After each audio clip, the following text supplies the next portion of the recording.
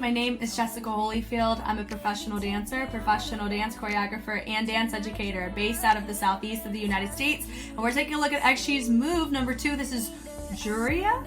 I don't know her pronunciation of how her name's supposed to be pronounced, but I am looking forward to learning that after this video is made. So this is part of the move series, their pre-debuts, and how each member is showcasing a style that they tend to be their preference.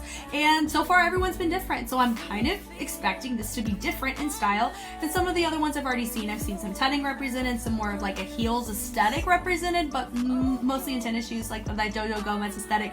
We have that Galen Hooks vibes. If I had you know, it's just so nice to have such a wide range of styles that we get to see, and so I'm looking forward to this. Let's go ahead and check it out.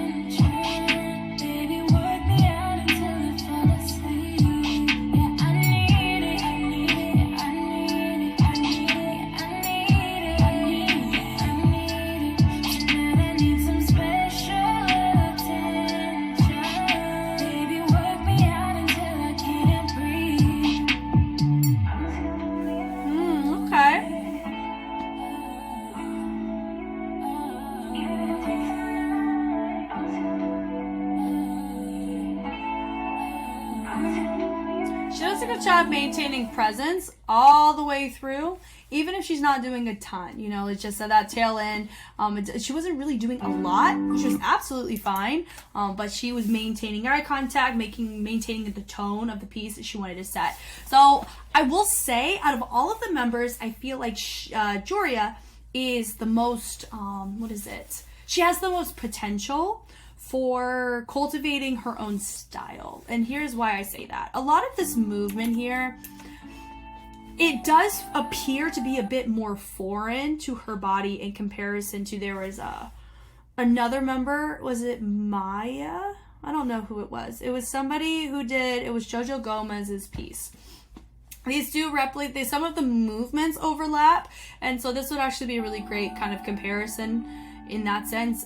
With whoever did the Jojo Gomez piece, hers was more of a conservative approach, but how she hit a lot of her movements, she did a good job of hitting them on the appropriate accents and bleeding them out throughout the phrase, that the layer of the type of the sound that move was supposed to go on, they filled it. But here it does feel a little bit more like the movements are placed.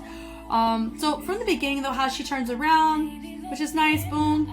I can tell even from here, even though she wants to keep it more isolated, because it felt like we were disconnecting from the overall, you know, sensualness of how you're supposed to walk. It does just feel more placed, like she's supposed to walk and she's supposed to do the movement, versus she's sitting here and it's like a conversation.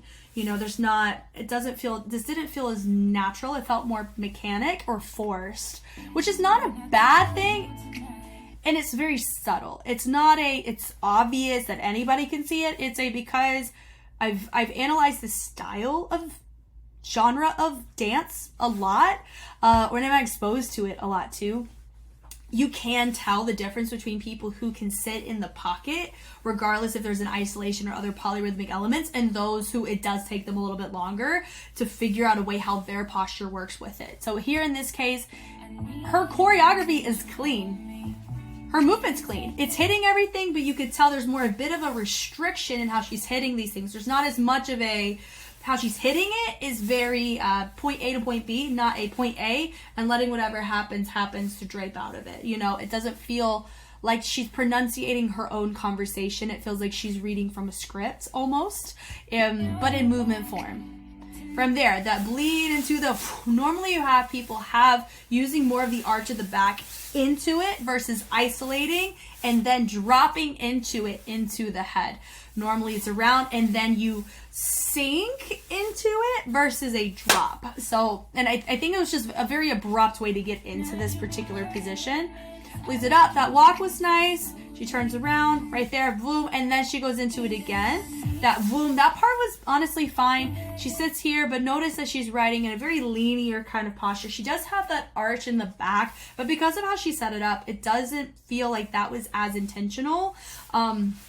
Intentional meaning that whenever you make certain posture choices, a lot of times whenever you're showing competency of the sensualness of a pocket, whenever you choose to not go as sensual but going more conservative, a lot of times if you prove your competency, just like in synchronicity. Whenever you see a group that's very in sync, but then you see them purposely look like they're out of sync, but it looks more intentional, you're naturally more forgiving to it. So because we're not approaching the track as conversational, it just feels like movement on the track.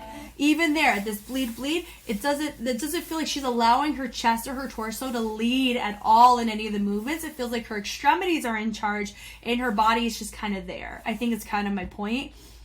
Moving it through, that drop through, that's another example. Boom, she dropped into it versus having like a little, it doesn't sound like a snap. It sounds like I'm dropping into the position versus it's a natural transition on the type of sound it is.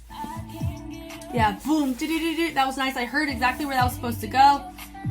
Yeah, that time. Even notice whenever she drops back, there's no leverage of angles that are happening. All of her angles are happening and like dropping from the linear posture. The arch is dropping from a linear posture versus leading and bleeding into these postures. And I think that's one of those kind of slangy elements that you see from the Western culture that does this style. I know May J. Lee did the choreography for this. I have not watched May J. Lee's choreo enough to know how she does it. There's a good chance that she's emulating May J. Lee very well. That I don't know, so forgive me. I was familiar with the Galen Hooks choreo. I was familiar with how Jojo Gomez does hers. I do not know as much about May J. Lee. But what I can say is with some of these sequences, they don't appear like that movement right there, that boom into the drop.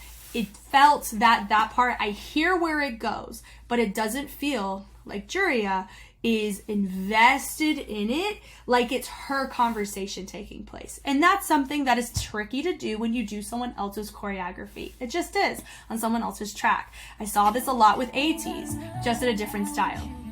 Also there, you didn't see a full, like that full range of the knees as she went through and pulled through. And I'll also note too, if she is underage, I don't want her to do any of those things. And I would prefer her to do this over really going for it if she is underage. Because for me, I'm very sensitive to underage children, because you're technically a teenager or a child, doing overly sexual or sensual in nature types of choreography.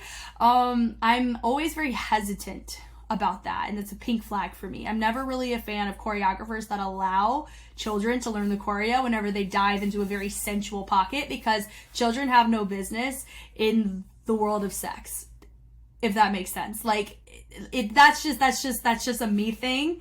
And I know that some people that can be like a very controversial thing for some people, but like for me, if you're a child, you don't really have business. If you're an adult, do whatever you want, but as a child, there's no reason for a child to be in the realm of that sensual teasing world, you know. But that's a completely separate topic of conversation here. I don't know how old Juria is, but how she's hitting it looks fine. Like there's nothing that she's doing that's overly sensual. Totally fine with that. However, whenever she hits some of these movements, it doesn't feel natural either. So she brings it around really great. I think it was great for her to leave the head as she turned and brought it back up. dipping through as she peeked through looking at the back. That also quite just looked like it was just a move for the sake of doing it versus boop. And then that was like a moment to share.